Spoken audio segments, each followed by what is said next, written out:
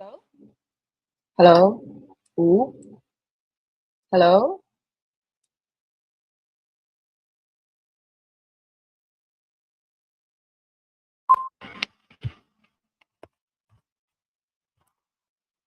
What?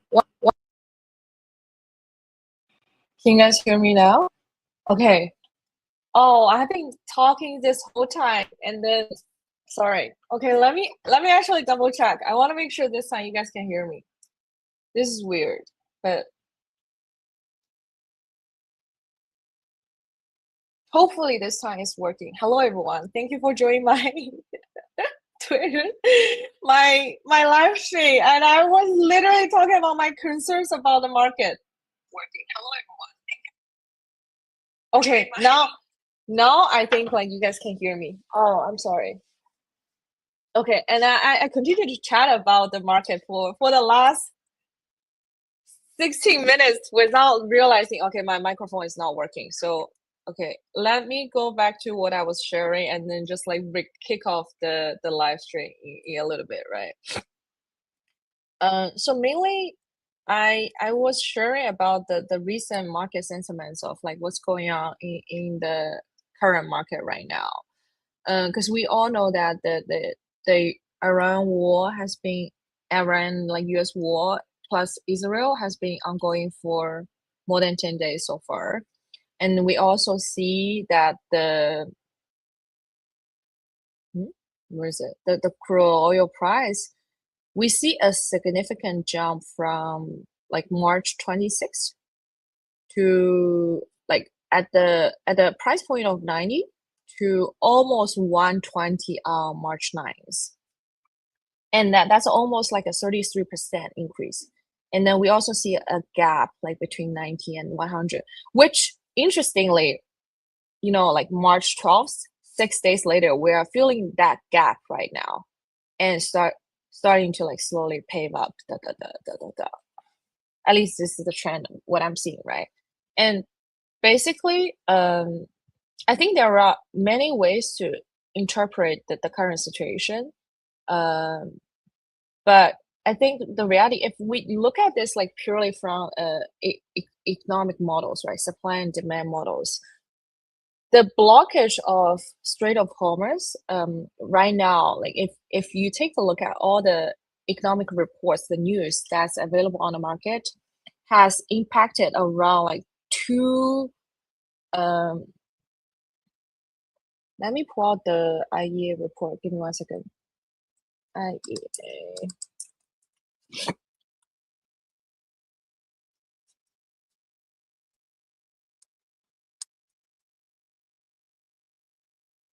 Okay, so I'm just pulling out more, right? So yesterday, I think it's also like around the similar time during the morning time. Uh, the IEA announced that the U.S. and its allies is will be releasing like 400 million barrels of crude oil reserve, and then today they increased the number from 400 to 572 million. But the reality is that like the blockage of the Strait of Hormuz itself is like reducing the supply of crude oil daily supply of it like 20 million. So even if you are releasing 572 million barrels, that gonna only last you approximately 30 days maximum, right? And then this is given the condition that, oh, okay, whatever you are releasing is already accessible. On the other side is like we need to remember that for all the oil reserves, and each country they will have their own oil reserve, and that's how they join the IEA, right? They have a certain I guess standard or requirement to maintain for you to be able to continue belong to IEA. Second, but like the US, Europe, or Asia, like Japan and South Korea, the oil reserve is all at different standards. Some, for example, like the oil that you're gonna get from Middle East is like very dense, versus like for the oil reserve you have from Europe is like production level. I mean, I'm not a like the oil expert across the countries, but I'm just saying like this is like usually you are facing different oil reserve standards from different countries. It's not like, okay, once you pump it out of the oil reserve, those 100% of those reserves can be put into production in day one. Like it all requires like additional processing, and pumping it from the reserve also gonna take a little bit of time. And even if like everything is put into production, we approximately have probably 30 days with a shortage. And I also see people say, oh, so what about like new source of energy or electricity?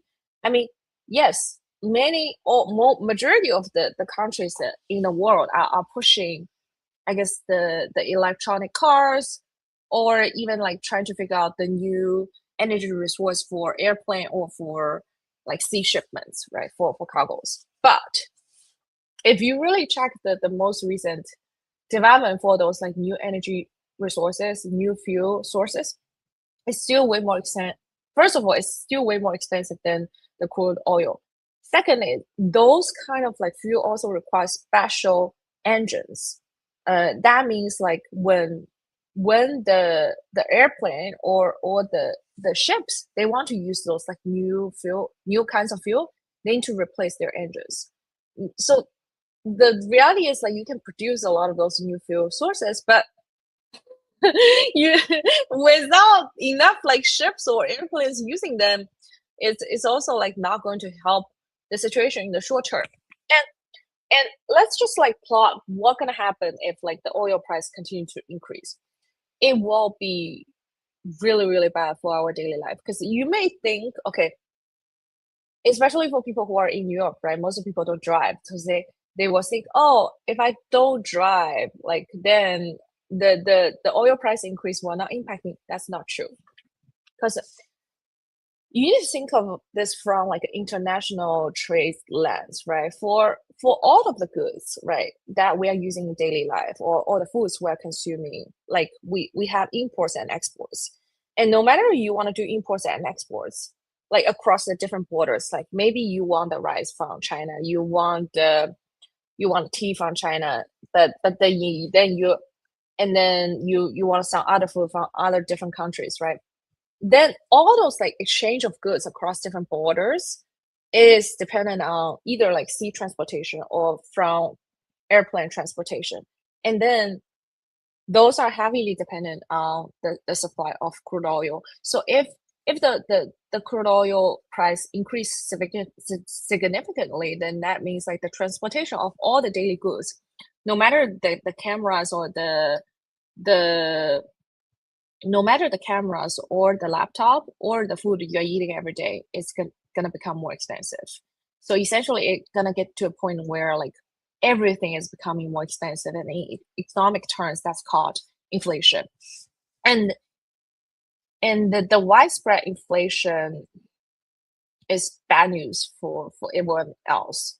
And then at that time, the the Fed gonna either they will face like different choices, right? Either they need to like increase the interest rate to combat the inflation, or if they decide not to do anything, or if they decide to say, okay, in order to have more liquidity in this market, and in order to have like more money for homeland security, they're gonna print more money, and then they're gonna like lower the interest rate, then inflation just gonna go crazier and crazier. So it's a very tough situation, and I think there's only very limited thing you can do from Fed's perspective or from the economic policy perspective, because this is a for oil right now we are facing a real like supply and demand situation, and maybe in the short term you can use like different instruments or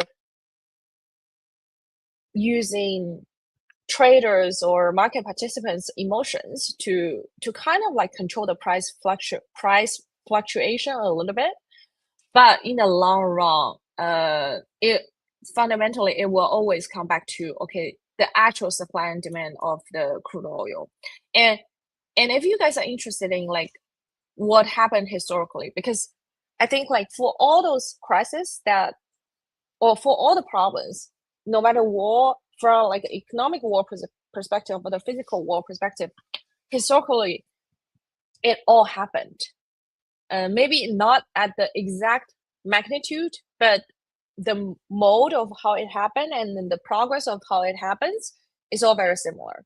And then thanks to our access to the diversified basket of tool of AI, you can literally type in, hey, can you give me a list of wars that happened historically that also impacted the Strait of Hormuz or that impacted the oil transportation around the Middle East area?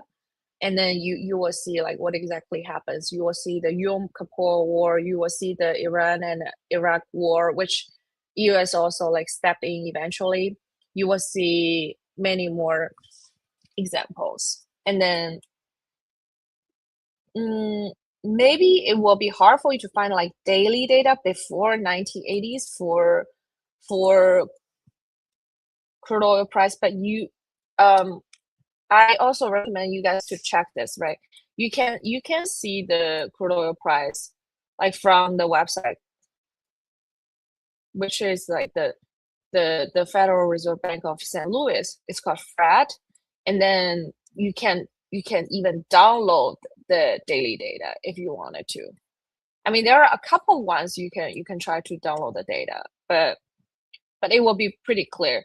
The live stream of my current live stream, the purpose of it is not like suggesting you to buy or sell crude oil. It's more I want to point this out so that we can pay attention to, oh, okay, there's actually a problem that's ongoing.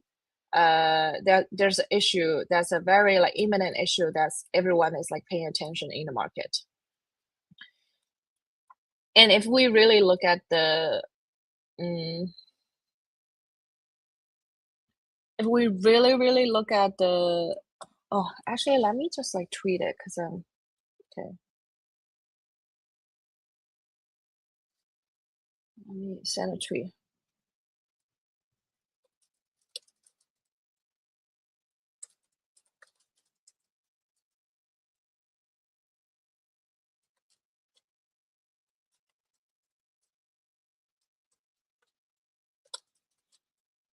Is it like 16 minutes or 17 minutes? Anyways, okay, I would do it like probably after the live stream to figure out the exact timeline for this.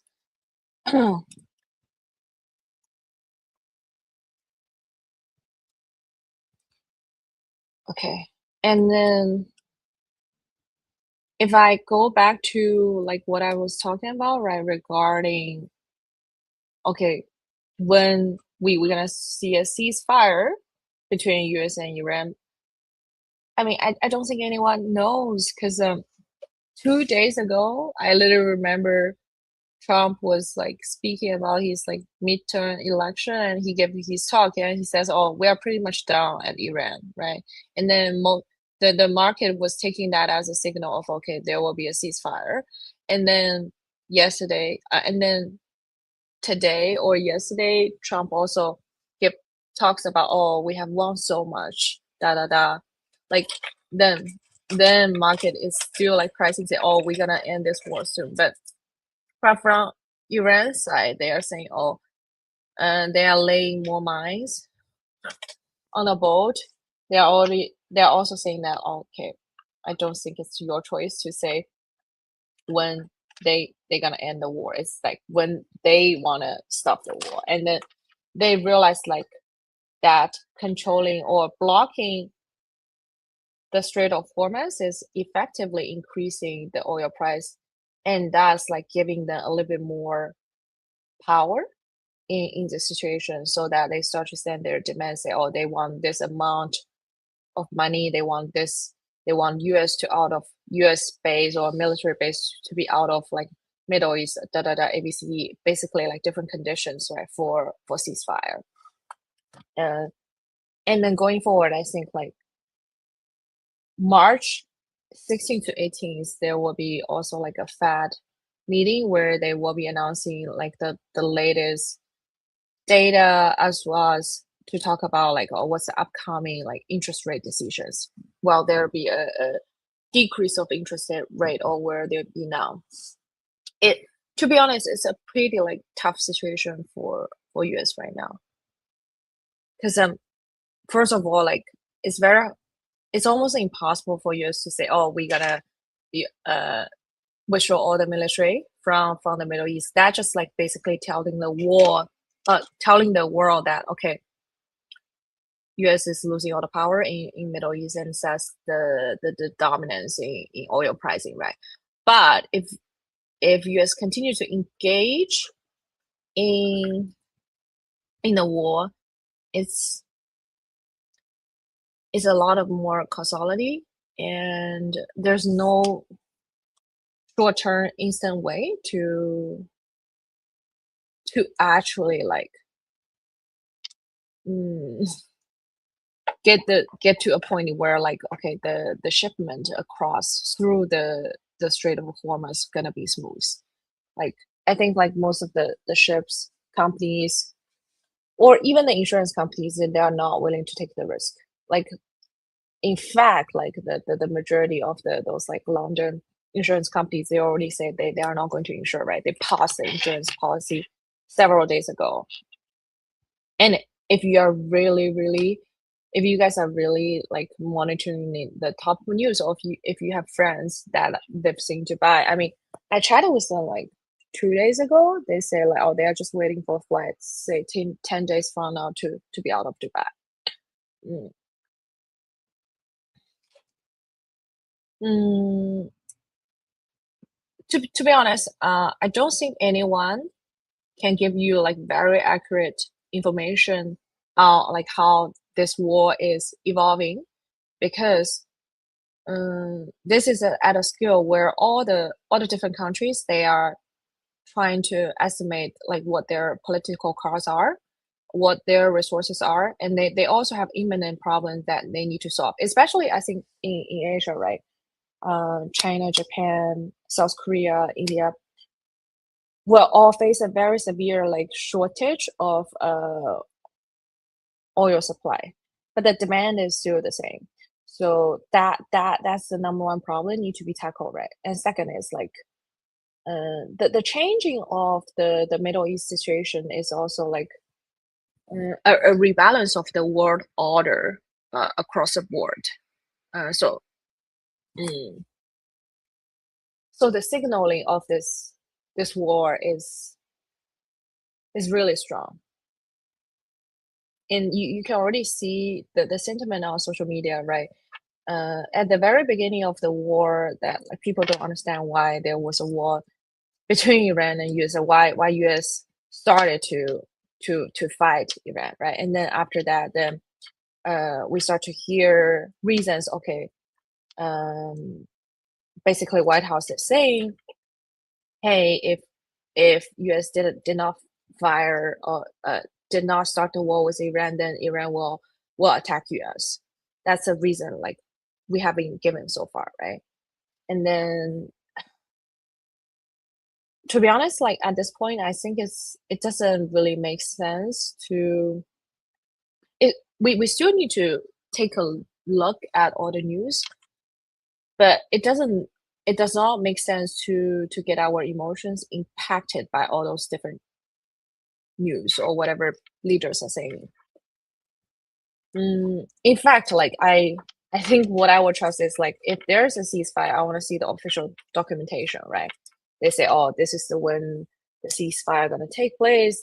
Those are all the conditions, and it's signed by both parties, or it's kind of like mitigated by some neutral parties.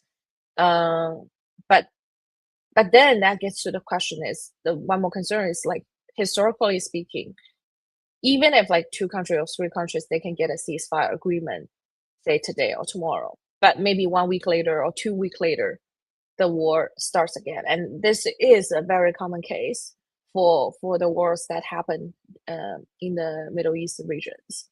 So how can people build the confidence, or how can people build the security that oh, this wouldn't happen again? Honestly speaking, I don't know the answer of this question. I'm just like pointing out all the probability out there. And to be honest, like if any of you guys, like my audience, you guys want to make your financial decisions, your investment decisions based on the current situation, then that I strongly suggest you to take all the different factors into consideration, and then things are progressing in a very dynamic way. Um, and as my tweet wrote 2 or 3 days ago, we will see a lot of volatility in the crude oil price in the upcoming 2 weeks.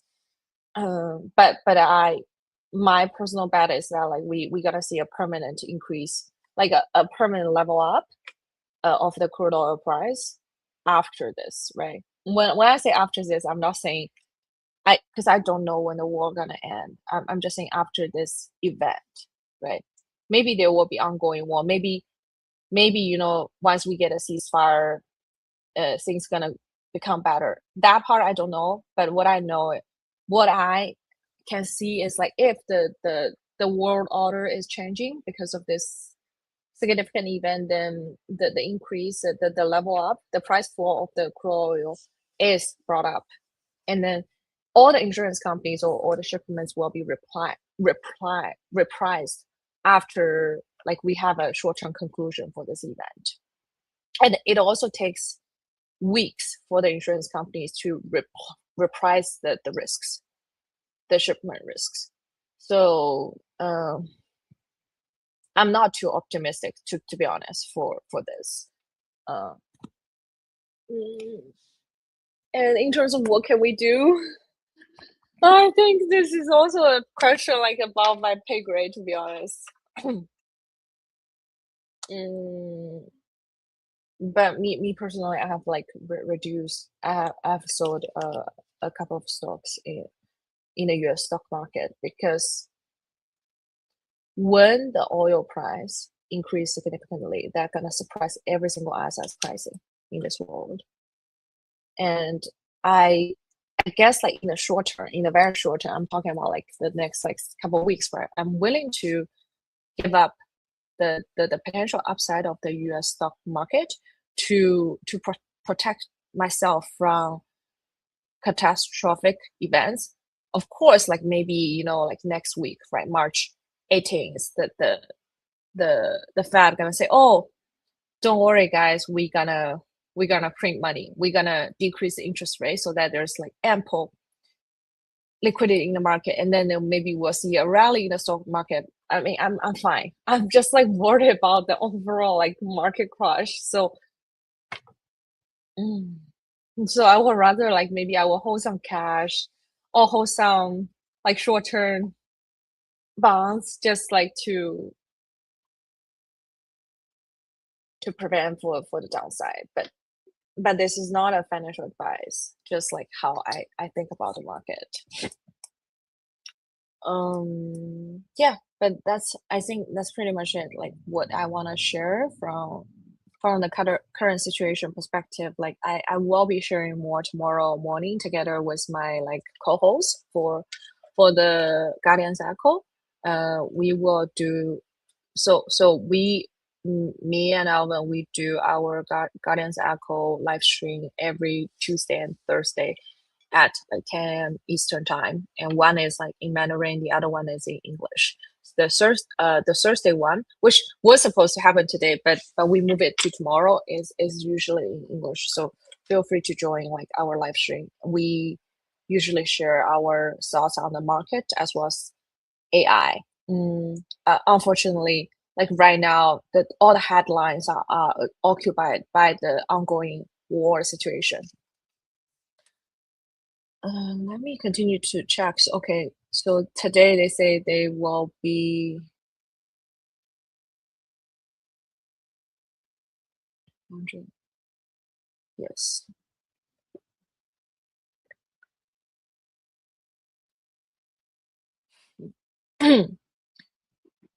How much oil reserve do we have? That's my question. Seriously, to be tapped into the current situation.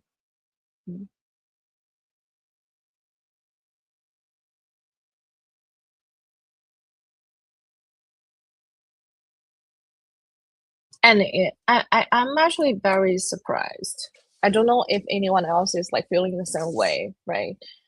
Like if when I look at all the videos that's sent by the official account of White House, I feel at first I was like, oh wow, this is really a video coming from the official White House account. But then now, like after they have sent, tens or 20 of those, I'm like, okay, I guess I have seen you guys have like sent so many of those videos, but it's still pretty shocking because if you it's basically they have like make memes or make those cartoonized videos to talk about defeated or talk about the war situation. Mm, it's very hard to imagine. Maybe like I'm just very old school. Like it's just hard to imagine this happens in 2026. And me personally, I like even though I know like people are seeking entertainment all the time, but this is like humanity. This is war situation. I don't know if this is appropriate, but who am I to say anything, right? It's just very shocking.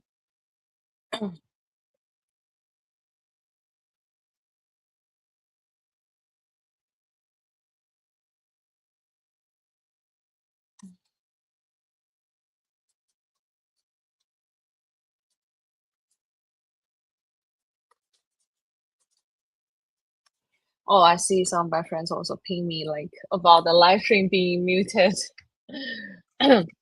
Okay, I think we have probably I want to chat with you guys for like 10 more minutes. So let me think if there's anything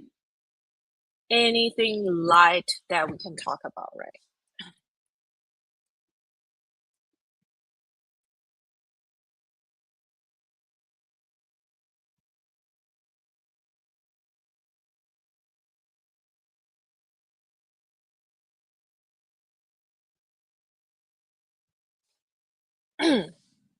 While I was like going through the Twitter and then look at this, like I cannot, it's just insane. Like so usually people gonna say, oh, you don't have a license or you can't really give financial advice to people, right? To retail users. But then look at all those like big banks. They were like, oh, JP Morgan says go long energy stock, short the market until the Strait of Hormuz reopens. And then also Mr. President Trump, he also said that like, oh, increasing oil price is good for US. Like US earn more money. Yes.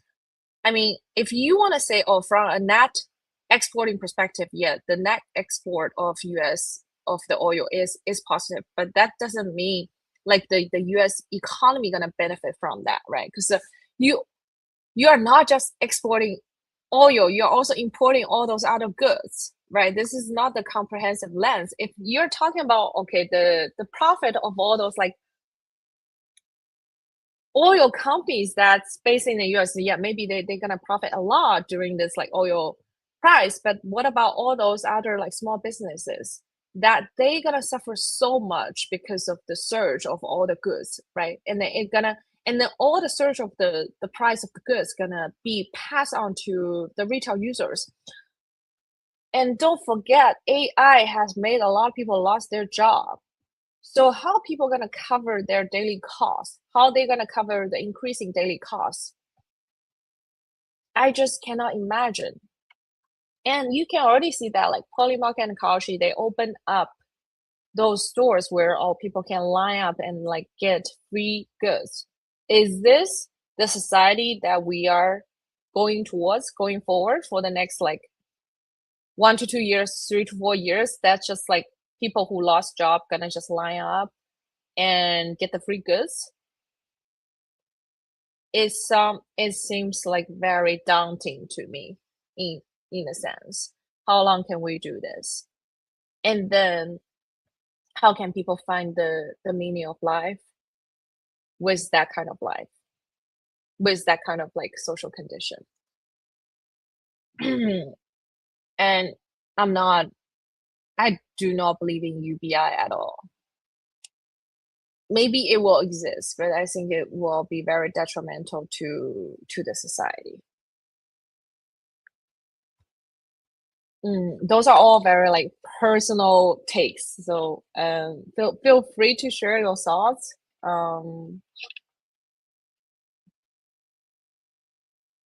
Let me check a bit more on the news. It's just insane. Like you guys can also see that like most of the founders or like influential KOLs are not commenting on the current situation at all. I mean, yeah, because it's very complicated. Like it's very political oriented, but not saying things, not commenting on it. Not a lot of people commenting on it already suggest how complicated and severe the current situation is. And I think like another thing I would say is like I feel very alerted whenever I go onto the street or into the subway because I personally like I do hear more sirens coming through in New York City during the last several days. I don't know if it's like I'm super alerted or if it's like truly happening. So I hope like everyone can stay safe. Don't go anywhere like that's super crowded. Um, and take a look at your positions, right? Maybe this is a time for you to rethink about like how you want to allocate your funds right now. We are at a very high tension point.